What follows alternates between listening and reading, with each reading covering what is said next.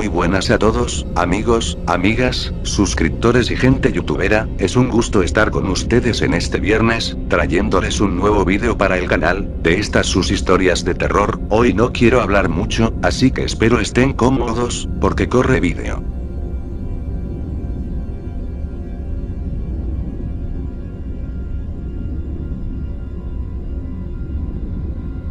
La casa de la muerte. Aquella casa parecía una iglesia de cementerio, su aspecto era demasiado tétrico y lúgubre, cualquiera que pasara al lado de ella sentía como el frío de las húmedas paredes penetraba entre sus huesos, realmente era terrorífica con ese aspecto de casa colonial abandonada. Y allí estaban, frente a la vieja puerta de fierro y madera, era la más antigua de la familia, ahí habían vivido los bisabuelos, y en sus viejas habitaciones de barro y madera habían nacido, y fallecido, los abuelos y algunos de los tíos, tanta familia, tanta gente, y ahora les tocaría a ellos vivir allí como tal vez el último bastión de una familia que otrora fuera inmensa. Habían transcurrido casi 30 años sin que nadie haya pisado la casa. Los malos negocios y un cúmulo de deudas habían hecho a los padres de Josh y Amanda tomar la decisión de mudarse y comenzar desde cero. Tal vez, en el peor de los casos, venderla era una buena opción. Los hermanos, de 12 y 11 años respectivamente, siempre fueron socialmente correctos y tal como demandaron sus padres fueron a dar un paseo por el que iba a ser su nuevo vecindario. Aquel viejo barrio era sumamente misterioso. Calles vacías, plazas solitarias y callejones llenos de sombras misteriosas que se confundían con la oscura niebla que envolvía el lugar. Estuvieron caminando un largo rato hasta que se toparon con una niña de cabellos amarillos, su nombre era Karen, había nacido en aquel pueblo y lo conocía muy bien. Después de conversar un rato les contó algo que terminaría por erizarles la piel. Comenzó a relatarles una vieja historia que le había contado su abuelo, se trataba de la casa donde ellos ahora vivían. Hacía muchos años que en la vieja casona habían ocurrido hechos bastante extraños. Hechos que extrañamente coincidían con la muerte de todos y cada uno de sus familiares. En las noches anteriores a cada fatídica muerte se oían golpes muy fuertes, luces parpadeantes a altas horas de la noche y un misterioso olor nauseabundo que alejaba a todo aquel que tratara de asomarse a la casa. Su abuelo le contó que habló reiteradas veces con los señores quejándose de aquel hedor. La respuesta siempre fue la misma. No tenían la más mínima idea de dónde provenía. En una ocasión tuvo la oportunidad de entrar a la casa. En efecto, el olor era insoportable allí. Con mucha vergüenza le dijeron que habían contratado a alguien para que la revisara, pero que no había encontrado nada en absoluto. Muy molesto se retiró, pero no sin antes notar una extraña aura en sus habitantes. Parecía que no habían dormido en semanas, algunos exageradamente delgados y otros muy pálidos. Todos con muy mal aspecto. Hay algo malvado en esa casa, hijita. Su abuelo siempre le había repetido esa frase y con eso terminó. Se disculpó con Josh y Amanda por no quedarse más tiempo, se hacía tarde y debía llegar a casa a hacer sus deberes. Los chicos se despidieron de ella y emprendieron su camino de vuelta. A Josh la historia le resultaba imposible de creer, Amanda negaba con la cabeza cualquier posibilidad, sin embargo cuanto más se acercaban a la casa más ganas les daban de salir corriendo de ahí. Negaron todo en sus adentros y pasaron su primera noche allí. Más temprano que tarde descubrieron que el insomnio no era ni el comienzo de toda aquella pesadilla que les tocaría vivir. A cualquier hora del día siempre había una puerta balanceándose. Golpes muy fuertes en el techo, en las paredes, en el sótano, en todas partes. La luz iba y venía. Un hedor podrido había empezado a invadir la casa y la comida siempre les sabía mal. Amanda de pronto enfermó y pasaba todo el día en cama. Por otro lado, Josh empezó a bajar de peso considerablemente. Sus padres no tenían idea de qué podía causar todo aquello, los doctores poco o nada podían hacer por los hermanos. Encima no tenían el dinero suficiente para pagar un especialista o contratar a alguien que los cuidara. Inesperadamente los pulmones de Amanda empezaron a fallar, no podía respirar. Josh no dejaba de bajar de peso. Poco a poco su raquítico cuerpo no le permitía siquiera caminar. La caída fue muy lenta y dolorosa. Después, todo fue oscuridad. Cuando Josh despertó, alzó la cara y sus ojos quedaron atrapados entre aquellas tumbas. Amanda lo acompañaba a su costado con los ojos llenos de lágrimas. Estaban ahí ante los ojos de sus padres, pero ellos no lo sabían, solo podían seguir escuchando los rezos y llantos desgarradores. Pasó un rato y las voces empezaron a alejarse, calle abajo hacia el pueblo. Josh cogió la mano de su hermana y juntos, se marcharon por la carretera con los pies en el aire. Cuando llegaron a aquella vieja casona, vieron las luces parpadear y se abrazaron, pues pronto los acompañarían también sus padres.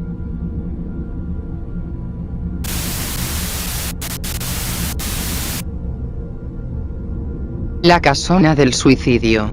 La historia empieza en la época de 1923, a 30 kilómetros al suroeste de la ciudad de Bogotá. Justo en aquel lugar son construidos los cimientos de una casa que traería tragedia más que felicidad. Carlos Arturo Tapias era el encargado de esta construcción, como símbolo de felicidad y elegancia de los ciudadanos de élite de 1920. Se ubicó justo en el borde del Salto de Tequendama, una caída de 156 metros. Para 1927, la edificación, con arquitectura francesa, estaba terminada. Era una hermosa casona, la cual hacía contraste con su paisaje, donde pasaba el río Bogotá, más al fondo una cascada y un monte a su alrededor. La muy hermosa casona se convirtió en el lugar en que la élite colombiana, presidentes, alcaldes, generales, etc., se hospedaba y disfrutaba de lujosas fiestas. Pero detrás de todo esto encontramos terribles historias, antes y después de su construcción. Durante la época precolombina, una tribu, de la cual desconocemos el nombre, realizaba sacrificios en aquel lugar, lanzando a sus sacrificantes al abismo en nombre de los dioses. Así, supuestamente, no se rompería el mundo en dos como ellos creían. No obstante, y a pesar de que el método era muy efectivo, a veces desmembraban al sacrificante en público y lanzaban sus tripas al aire, para que los dioses estuviesen felices, y el cuerpo al abismo, para que vaya al infierno. Todo esto terminó cuando las tribus fueron conquistadas, pero las torturas no acababan. A los rebeldes los llevaban a dicho lugar y los torturaban. Si se oponían, eran obligados a lanzarse en una caída mortal. Ahora, si creen que la construcción de 1923 por Carlos Arturo Tapias terminó con esto, están equivocados. Siendo una de las construcciones más bellas y conocidas por las figuras que se hospedaban en sus cuartos, mucha gente iba a conocer la casona, dentro de las cuales había quienes acudían por su ideal geografía para un suicidio. En efecto, muchas vidas se perdieron voluntariamente desde este edificio, en una caída de 6 segundos que prometía una muerte segura. La historia de los suicidios empieza mucho antes, pero en 1941 se dio fin a estos. El destacado caso del suicidio del taxista Eduardo Umaña, quien vino de la ciudad de Neiva para acabar con su vida, puso fin a la época dorada del suicidio, como dicen muchos, pues en 1941, luego de 9 días de búsqueda, pudieron recuperar su cadáver. Además, luego del primer intento, y digo primer intento, pues los anteriores fallaron, Jorge Bejarano, fiel amigo del taxista, intentó tirarse en 6 ocasiones, pero sus compañeros lo evitaron. Se dice que tenía un pacto suicida con Umaña. Ambos se matarían con un día de diferencia.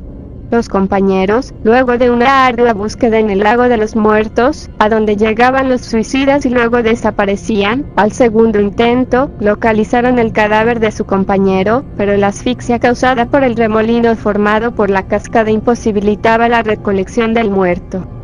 Una absoluta soledad, poblada solo por el ruido tormentoso de agua despeñada y por el permanente olor a cadáver en su putrefacción, era la descripción que brindaba un diario. Hay muchos casos que destacar, como el de José Suárez y su suicidio público, o del extraño hombre que leyó un libro a la Virgen María. Si quieren, pueden buscar. También existía un lugar llamado la Piedra del Suicida, de donde se tiraban los suicidas, así como que otra versión cuenta que desde allí eran despeñadas las víctimas de ciertos asesinos.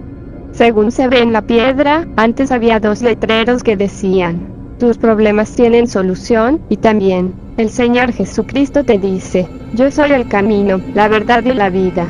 El segundo letrero era un cartel para rendir honor a un suicida. Se dice que si te paras en la piedra, puedes sentir el hediondo olor a muerte y dolor, que te puedes marear y caer. Aunque, al parecer, en 1941 se puso fin a los suicidios, esto no es del todo cierto. Si bien los suicidas se sentían desalentados, sabiendo que sus cuerpos podían ser encontrados, muchos de entre ellos seguían tirándose desde la Piedra del Suicida. Algunos pocos aventureros afirman que, al entrar en la casona, ven por el rabillo del ojo siluetas moverse a su alrededor, y algunas tirándose al abismo, escuchan lamentos de agonía, llenos de confesiones de pecados que cometieron cuando se encontraban vivos. Desde entonces se decía que la casona, como el Salto de Tequendama, estaba maldita por alguna clase de hechizo de la tribu que vivió allí. En los siguientes años, el lugar se empezó a deteriorar con la humedad, pues había sido abandonado hace varios años, y aunque se planeó una reconstrucción en 1950, nunca se llevó a cabo por los horrores que sufrían los trabajadores, afirmando que los suicidas muertos los incitaban a tirarse desde el salto. El lugar se volvió más siniestro y se reportaron suicidios, pero con menor frecuencia. La casona poco a poco se convertía en un cementerio, pues se ponían piedras con los nombres de los suicidas. Según varios pobladores de la zona, en ese lugar las siluetas siguen apareciendo, y algunos las identifican con los suicidas de épocas posteriores.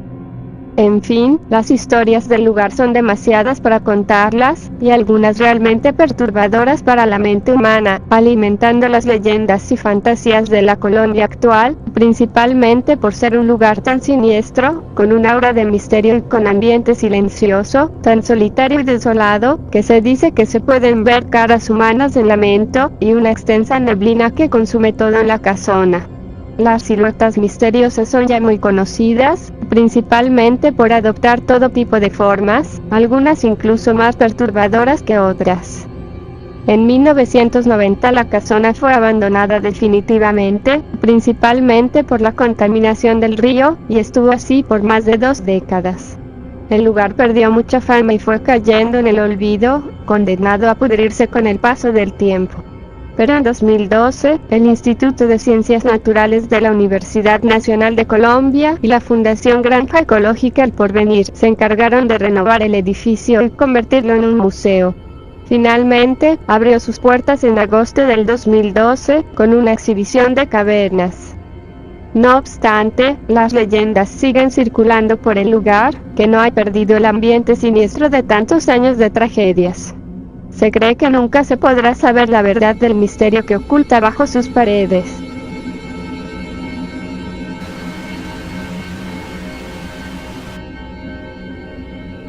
La entrada del espejo. No le había gustado nunca ir al colegio, pero desde que Jesús llegó a su clase cambió todo. Gracias a este nuevo amigo ahora tenía alguien con quien conversar sobre películas y libros, tenían gustos muy similares. Lo malo es que al igual que Daniel, Jesús no era muy popular entre el resto de los compañeros. Y ahora que estaban pasando juntos la mayor parte del tiempo, las bromas pesadas aumentaron en dirección a ambos. En el recreo se volvía más notorio, al par de amigos les gustaba quedarse en el salón leyendo y comentando libros. Daniel ya había aprendido a ignorarlos, pero a Jesús esto se le hacía más difícil. Cuando llegaban sus compañeros a la sala y empezaban a molestarlos y arrojarles cosas, Jesús se paraba y les gritaba de vuelta insultos en distintos idiomas, lo que resultaba peor para ambos ya que las risas burlonas solo aumentaban. Un día viernes, Daniel llegó emocionado donde Jesús y le dijo que ya habían reparado la biblioteca del colegio, la cual no estaba lista cuando llegó él, y que por tanto no conocía. Emocionados fueron allá en el recreo, este podría ser su nuevo santuario. Mientras Daniel se paseaba por los pasillos y revisaba qué libros nuevos habían añadido, llegó Jesús entusiasmado con un viejo y sucio libro en sus manos. Lo he encontrado en un pequeño rincón de la estantería, dijo. Como sonó la campana y debían ya volver a clases, Daniel no alcanzó a preguntarle siquiera de qué trataba ni quién lo había escrito. Luego de la clase de historia se olvidó definitivamente del libro y se fue a casa sin volver a conversar con Jesús. Pasó el fin de semana y había que prepararse para la escuela.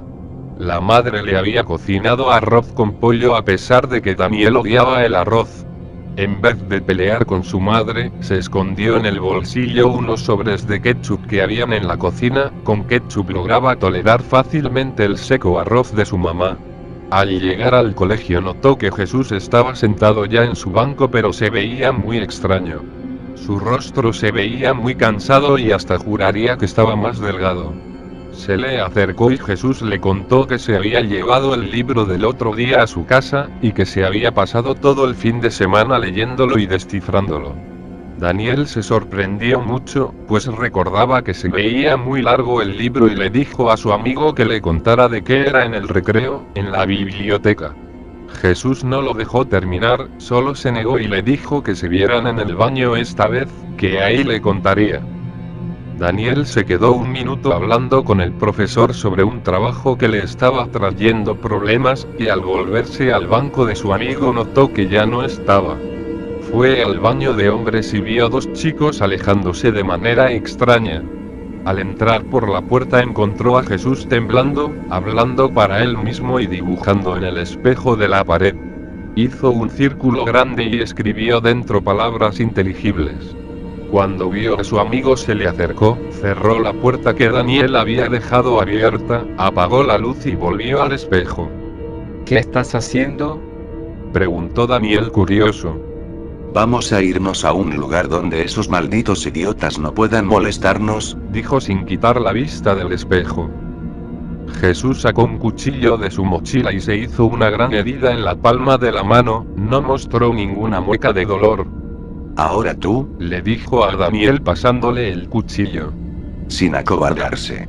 Él no quería hacerlo, pero el rostro que mostraba Jesús indicaba que si no se hacía él la herida, entonces se encargaría personalmente. Con una mano temblorosa cogió el cuchillo de la mano ensangrentada de Jesús. Justo ahí se le ocurrió una idea de seguirle el juego sin herirse de verdad. Sacó la bolsita de ketchup, la rompió con cuidado para que Jesús no se percatara de lo que estaba haciendo. Hizo una falsa mueca de dolor y le mostró la falsa sangre a Jesús que, con una desagradable sonrisa, unió ambas manos entre sí y las puso dentro del círculo que había dibujado en el espejo. Empezó a recitar unas palabras muy extrañas y empezó a sentir mareos y un fuerte dolor de cabeza. Pero lo peor sucedió una vez terminó de recitar. Se escuchó un golpe fuerte y una suerte de tornado emergió del espejo. La luz que estaba apagada comenzó a destellar de manera intermitente. El tornado comenzó a absorber el brazo de Jesús de a poco. Daniel se asustó y quiso correr, pero no lo consiguió. Tenía la mano pegada a la de su amigo en el espejo y solo consiguió gritar mientras el tornado lentamente le arrancaba pedazos de carne a Jesús. Los gritos de dolor de Jesús aumentaron cuando al ver a su amigo notó que a él no le pasaba nada, no mostraba ningún signo de verse afectado ni adolorido. Jesús, en cambio, era cada vez más absorbido por el tornado. Brazos, piernas, tronco y por último la cabeza. Una vez terminado el ritual, Daniel sintió una explosión que lo empujó con tanta fuerza que abrió una de las puertas de los sanitarios y acabó sentado en él, perdiendo la conciencia. Despertó en el hospital. Todos asumieron que Jesús simplemente se había escapado del colegio, por lo que Daniel no les contradijo cuando le pidieron afirmar que había perdido la cabeza y que luego de eso lo golpeó y escapó. Pero no podía escaparse de su mente eran los ojos de Jesús. Lo último que vio ese día antes de desmayarse fueron sus ojos inertes en el espejo, observándolo enfurecidos. Pasaban los días y seguía viéndolos en cada espejo con el que se topaba. Cuando por fin volvió a clases sintió que todo iba a volver a la normalidad. En clases de matemáticas la profesora gritó de golpe. Daniel. Chico, te sangra la nariz. ¿No lo notas? Anda al baño a limpiarte y ahí vuelves. Efectivamente estaba sangrando y mucho, no se había dado cuenta. Partió corriendo al baño con la mano en la cara impidiendo que chorreara la sangre en el suelo. Al llegar abrió la llave de agua y mientras se intentaba limpiar escuchó algo extraño, como una risa. Miró al espejo y la imagen lo dejó perplejo. Quiso que no fuese real y en un intento por poner los pies en la tierra, tocó el espejo con su mano ensangrentada. Encontraron ahí su cuerpo dos de sus compañeros en el recreo. No tenía ojos y no había señal de ellos en todo el baño. La palabra traidor estaba escrita con sangre en el espejo. Lo más curioso es que la palabra estaba invertida, como si la hubiesen escrito desde el interior del espejo.